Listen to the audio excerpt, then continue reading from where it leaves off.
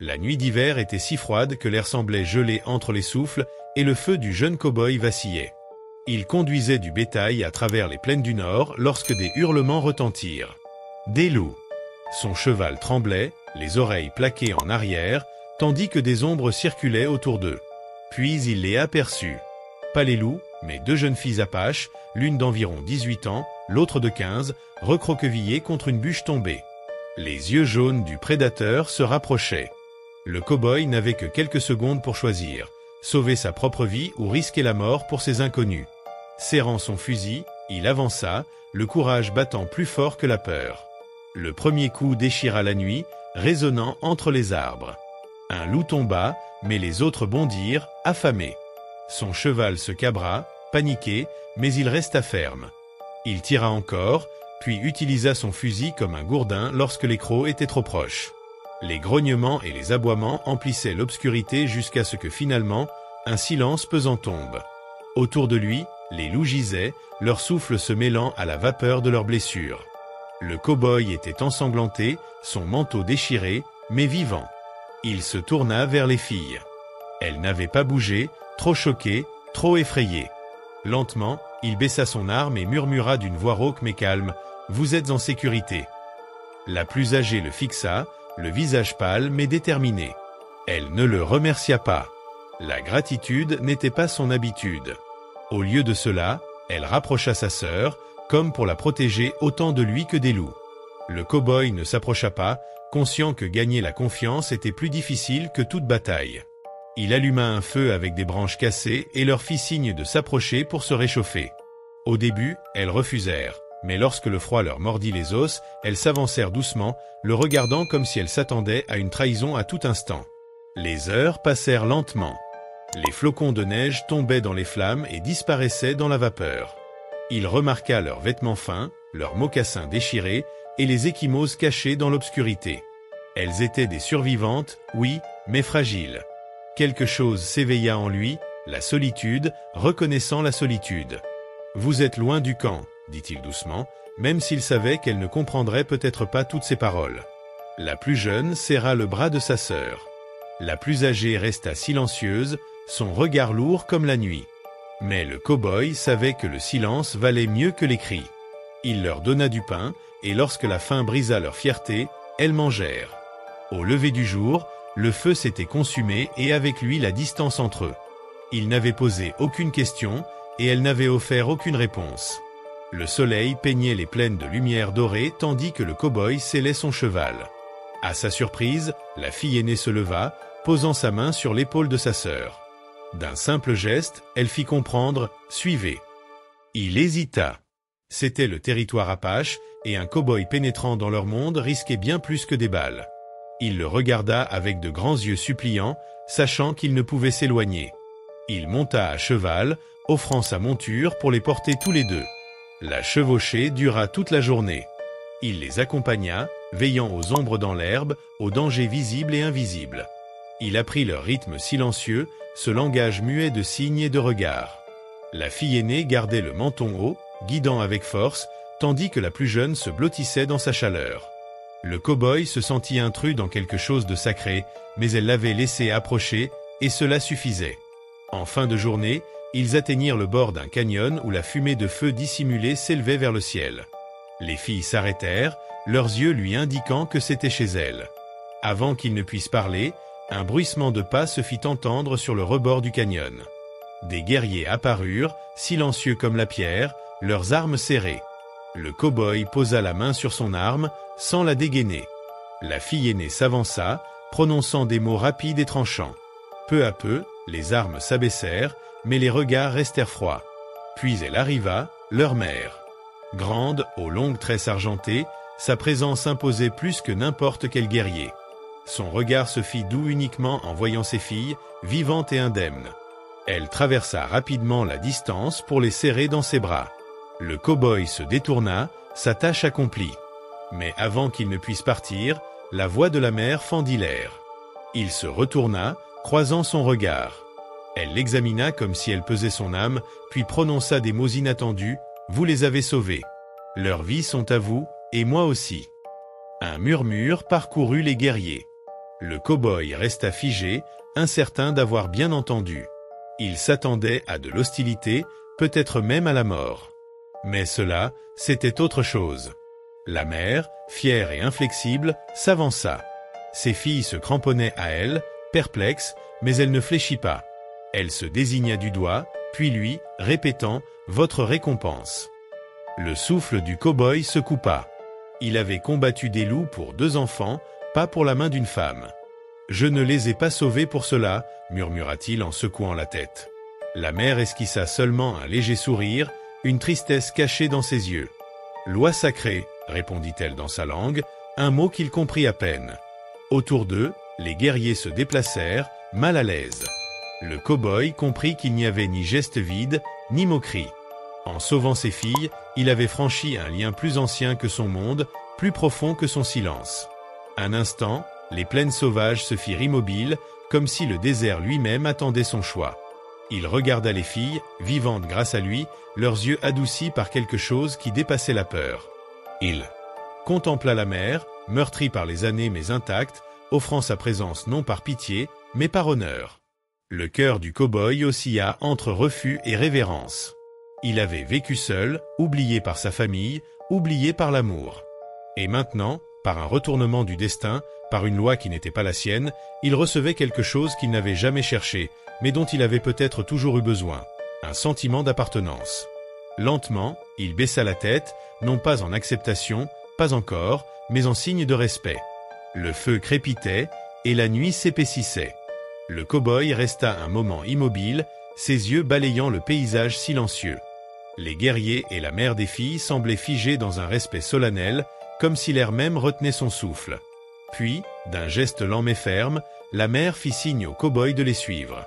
Il hésita, la prudence chevillée au corps, mais la fille aînée posa sa main sur la sienne, légère mais insistante, et il comprit qu'il devait marcher avec eux, dans leur monde. Le sentier menait à travers des rochers rouges, gravés par le temps, où chaque pas semblait résonner avec les histoires anciennes du clan. La fille aînée marchait devant, guidant le cow-boy et sa sœur avec une assurance silencieuse, tandis que le vent portait des murmures d'ancêtres et le parfum des pins. La neige fondue craquait sous leurs bottes et leurs mocassins, mais personne ne se plaignait. La nuit tombait, et avec elle un manteau de silence sacré.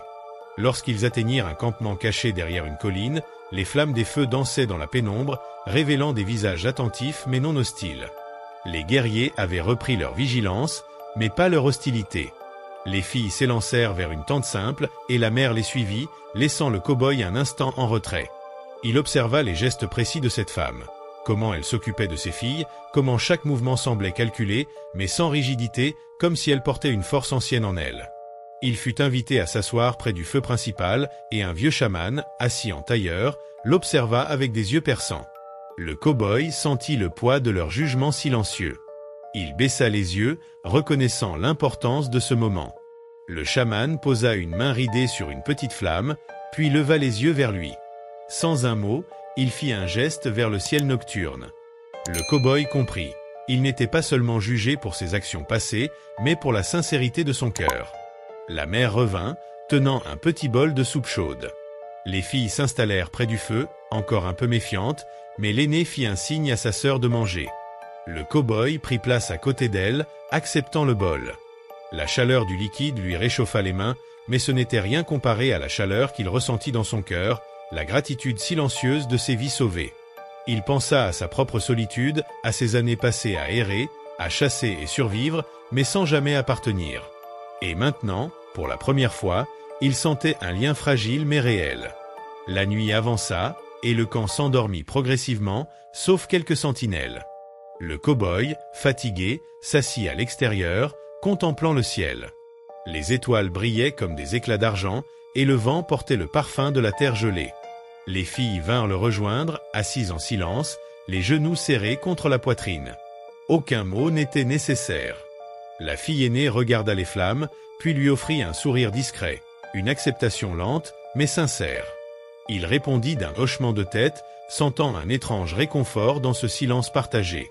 Le lendemain, le cow-boy apprit à connaître les rituels du clan. Il observa comment la mère préparait la nourriture, comment les guerriers entraînaient les jeunes filles à comprendre le monde naturel sans le détruire, comment chaque geste était porteur d'histoire et de sens. Il sentit sa propre expérience s'intégrer dans ce rythme ancien, comme si chaque pas qu'il avait fait dans les plaines gelées l'avait préparé pour ce moment. Les jours passèrent, et la méfiance initiale des filles se mua en une confiance prudente. La plus jeune se permettait de poser sa tête contre son épaule, tandis que l'aînée l'interrogeait du regard, silencieusement, sur ses connaissances du monde extérieur. Le cow-boy partagea avec elle des histoires de ses voyages, de ses rencontres, de ses échecs et de ses victoires. Il ne mentait jamais, car il comprit que dans ce lieu, seule la vérité avait de la valeur. Puis vint un matin où le ciel se teinta d'un rouge vif. La mère le convoqua. Elle parla lentement, pesant chaque mot. « Vous êtes venu ici par hasard, mais votre cœur vous a guidé. Nous ne pouvons ignorer votre courage. Cependant, un choix vous attend. Vous pouvez rester et apprendre notre manière, ou continuer votre vie sur les plaines froides et solitaires. » Le cow-boy sentit le poids de ses années de solitude, mais aussi la possibilité d'un avenir différent. Il savait qu'il ne pourrait jamais oublier ces visages, ces flammes, ce silence respectueux. Et dans un souffle, il comprit que rester ne signifiait pas abandonner sa vie d'homme libre, mais embrasser un lien plus profond, un sens qu'il n'avait jamais connu. Il regarda la fille aînée, puis la mère. Les yeux de la jeune fille brillaient d'espoir et de curiosité. La mère, grave mais fière, attendait sa réponse. « Je resterai, » murmura-t-il enfin, sa voix tremblante mais ferme. Un léger sourire traversa le visage de la mère. Les filles se rapprochèrent, et pour la première fois, le cow-boy sentit une chaleur qui ne venait pas du feu. C'était le lien de la famille, du clan et de l'humanité partagée. Le cow-boy s'adapta à une vie qu'il n'avait jamais imaginée. Il apprit à lire les traces dans la neige, à écouter les vents, à comprendre les signes des animaux et des plantes. Les filles, guidées par leur mère, devenaient des compagnes d'apprentissage et des amies silencieuses. Chaque matin, ils se levaient avec le soleil, et chaque soir, ils s'asseyaient près du feu, partageant des histoires et des rires timides. Le village commençait à accepter sa présence. Les anciens l'observaient, non pas comme un étranger, mais comme un allié. Chaque action, chaque geste, devait être empreint de respect et d'humilité. Il apprit à connaître les lois non écrites du clan, les traditions et l'importance du lien sacré entre les générations. Mais la paix n'était jamais totale. Un matin, un nuage de poussière apparut à l'horizon. Une troupe de chasseurs blancs approchait, ignorant le territoire, cherchant profit et conquête. La mère convoqua le cow-boy et les filles. Leur avenir tranquille pouvait être menacé à tout instant. Le cow-boy sentit l'adrénaline monter, mais il comprit que ce danger lui permettait de protéger quelque chose qu'il avait enfin appris à aimer. Avec les guerriers, il prépara des défenses silencieuses, utilisant sa connaissance des plaines et de la tactique pour protéger le clan. Les filles, bien que jeunes, apprirent à observer et anticiper les mouvements, devenant des ombres furtives, rapides et discrètes. Le cow-boy ressentit une fierté nouvelle. Ses enfants qu'il avait sauvés se révélaient plus fortes qu'il ne l'avait imaginé. Lorsque les chasseurs apparurent, ils furent accueillis non par des cris, mais par une stratégie silencieuse et précise. Le cow-boy, aux côtés des guerriers, sentit une symbiose avec ce peuple. Chaque geste coordonné, chaque regard échangé, témoignait d'un respect mutuel et d'une force ancestrale. Les chasseurs, déconcertés et impuissants, durent battre en retraite. Le cow-boy sut à cet instant qu'il appartenait désormais à ce monde et que sa solitude avait pris fin. Les semaines suivantes devinrent un rythme presque sacré pour le cow-boy. Chaque matin, il se levait avant l'aube, le souffle du vent glacé sur son visage, et suivait les filles et la mère à travers les collines et les canyons. Elle lui apprenait à lire les traces dans la neige et à comprendre les murmures des animaux. La fille aînée, silencieuse mais vigilante, guidait les mouvements du groupe, tandis que la plus jeune observait chaque geste avec des yeux curieux et brillants. La mère du clan l'initiait aux traditions, aux chants anciens et aux cérémonies de respect envers la terre et les esprits. Le cow-boy ressentait chaque geste comme un rituel d'appartenance. Il apprenait à verser de l'eau sur le feu pour honorer les ancêtres, à suivre les cycles de la lune et à comprendre les lois invisibles qui régissaient la vie du clan. Il était toujours attentif, respectueux, sachant que chaque erreur pouvait être un affront involontaire. Le lien entre le cow-boy et les filles se renforçait doucement.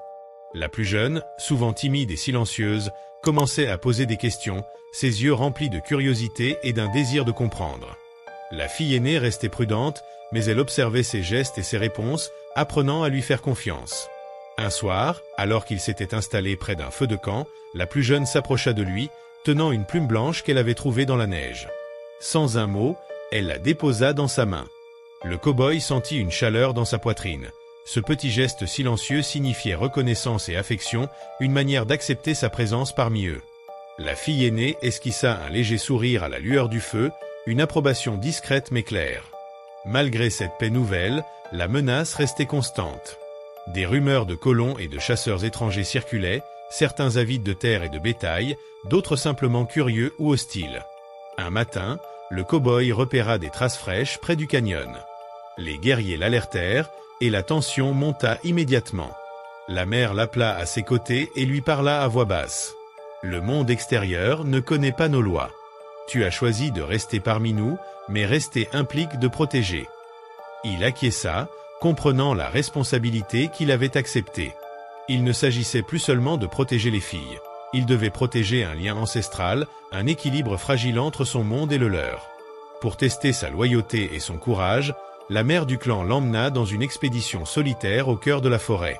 Là, il devait affronter le froid extrême, la faim et la solitude, tout en observant les signes de la nature pour survivre. Les filles l'avaient suivi à distance, regardant leurs protecteurs passer par les épreuves qu'ils avaient tous appris à surmonter depuis l'enfance. Le cow-boy réussit, mais non sans cicatrices et fatigue. La mère l'accueillit au retour avec un regard profond, approbateur. Ce n'était pas une victoire sur lui-même seulement, mais une preuve qu'il pouvait s'intégrer, qu'il comprenait et respectait les lois sacrées du clan. Les filles, fières, se rapprochèrent de lui, comme si cette épreuve avait renforcé le lien invisible entre eux. Entre les épreuves, il y eut des moments de légèreté. Les filles lui enseignèrent à tisser des paniers, à chanter quelques notes dans leur langue, à préparer des herbes médicinales pour les blessures. Le cow-boy partageait ses propres compétences. Monter à cheval sur des terrains difficiles, reconnaître des animaux dangereux, improviser des abris. Un soir, autour du feu, ils racontèrent des histoires. La fille aînée raconta la légende d'un esprit protecteur des plaines qui veillait sur les voyageurs perdus. La plus jeune ajouta une histoire plus légère, sur un renard rusé qui trompait même les plus habiles chasseurs. Le cow-boy écoutait, riant doucement, ressentant un sentiment d'appartenance qu'il n'avait jamais connu. Il n'était plus un solitaire. Il faisait partie d'une famille, d'un clan, d'un lien ancestral. Mais la paix fut brisée lorsqu'un groupe de colons, ignorant la présence du clan, s'aventura près du canyon pour chasser. La tension monta instantanément. Les guerriers se préparèrent, silencieux mais prêts à défendre leur territoire. Le cow-boy, à leur côté, sentit l'adrénaline et le poids de sa responsabilité. Protéger le clan, protéger les filles, respecter la loi sacrée que la mère lui avait enseignée. Lors de l'affrontement, il observa une coordination silencieuse et parfaite entre la mère, les filles et les guerriers. Chaque geste avait un but, chaque regard était un avertissement. Les colons furent rapidement mis en déroute, mais le cow-boy réalisa que la vie dans ce monde ne serait jamais sans danger. Il accepta cette vérité avec humilité. Ici, le courage et la loyauté étaient plus précieux que tout. Au soir de cette bataille, le cow-boy s'assit près du feu, observant la mère et ses filles. Il comprit qu'il n'était plus un simple visiteur.